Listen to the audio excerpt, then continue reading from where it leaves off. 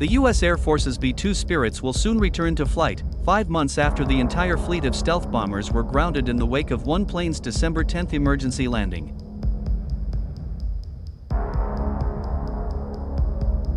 Air Force officials have lifted the safety pause, and flight operations are expected to resume on May 22, according to Rose Riley, an Air Force spokesperson. Air Space Forces magazine first reported the coming return to flight. During the safety pause, we erred on the side of prudence and caution to assess any possible safety of flight issues, deliberately and methodically, within the fleet. We successfully accomplished all necessary actions to safely return to full flight operations with the B-2 fleet, Riley said. Indeed, Air Force officials have never said what went wrong with the bomber that was forced to land at Whiteman Air Force Base, Missouri, home to the service's 20 B-2s. No one was hurt in the December mishap, which involved a fire after landing.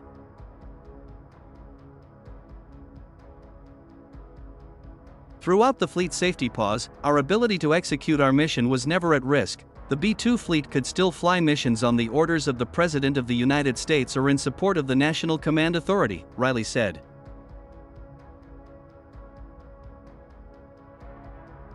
The safety pause was an important step to ensure reliability of B-2s, said Douglas Berkey, Executive Director of the Mitchell Institute for Aerospace Studies. Seeing them return to service is very good news, for there are multiple policy options whose execution is fundamentally reliant on those 20 bombers. The fact that we are so dependent on such a small number of these aircraft speaks to why rapid fielding of the B-21 in high numbers is crucial, Berkey said.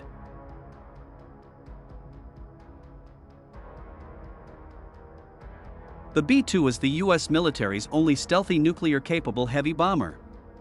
The Air Force also operates several dozen nuclear-capable B-52 heavy bombers.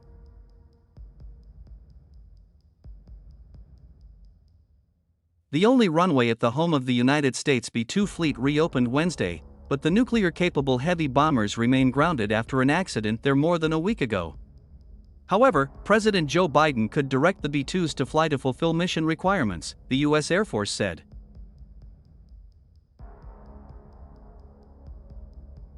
On December 10, an unarmed B-2 Spirit malfunctioned in flight, made an emergency landing at Whiteman Air Force Base in Missouri, and then caught fire on the runway. The fire was extinguished quickly and no one was injured, according to a Tuesday statement from the 509th Bomb Wing. A safety team is still working to determine what caused the malfunction, though crews were able to clear the runway and reopen it Wednesday for A-10 and T-38 Talon flights.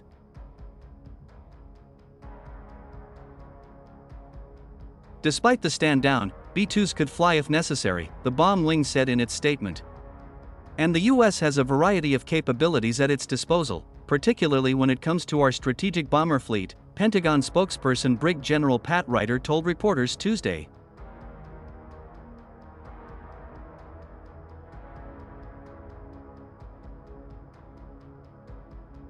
We also have the B-52, which is both conventional and nuclear capable, Ryder said.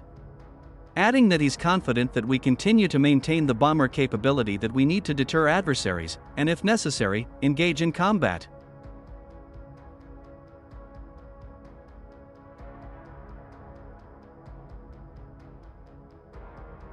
The commander of the 509th Bomb Wing, Colonel Daniel Deal, echoed that in the unit's written statement, Team Whiteman remains the cornerstone of national security.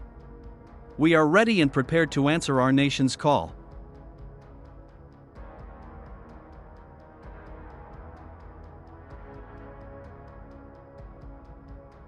The Air Force said earlier this week that there is no speculated end date for the safety stand-down. It has offered no explanation for the delay in clearing the runway.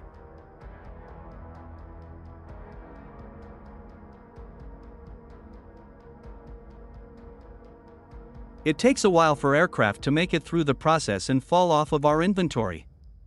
As the report says, it is uneconomical to repair, a service spokesman said Monday.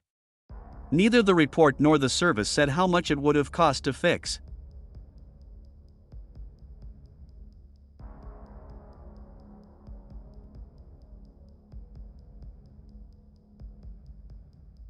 The decision brings the service's B-2 fleet down to 19 bombers. The plane will eventually be replaced by the new B-21 Raider, which is undergoing flight testing at Edwards Air Force Base and slated to enter service in the mid-2020s.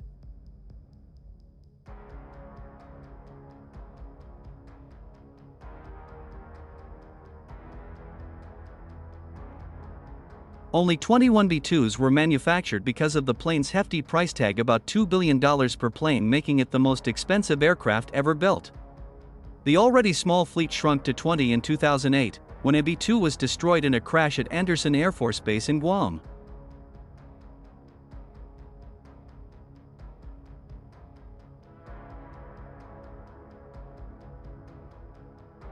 The news comes as bomber builder Northrop Grumman was awarded a $7 billion sustainment contract for the program earlier this month.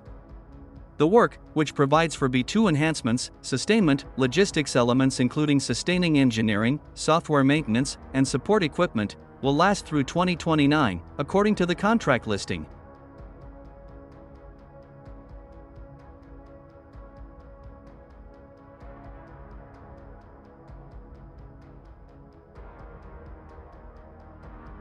In addition to the B-2 divestment, the Force Structure Report provides more details about the service's plans to shed hundreds of planes in order to invest in new technology, like unmanned aircraft. The Air Force plans to get rid of 932 aircraft between fiscal 2025 and 2029, which will generate over $18 billion in savings, according to the report. Including the 1 B-2, the service wants to get rid of 251 aircraft total in fiscal 2025. Then, it wants to shed 293 aircraft in 2026, 235 in 2027, 95 in 2028 and 64 in 2029. But Congress is usually hesitant to greenlight aircraft retirements without a direct replacement, and it remains to be seen if lawmakers will approve all of the service's requests. The House Armed Services Committee, which kicked off the 2025 budget process by releasing its version of the fiscal 2025 National Defense Authorization Act on Monday, has already signaled some hesitancy toward some of the service's plans.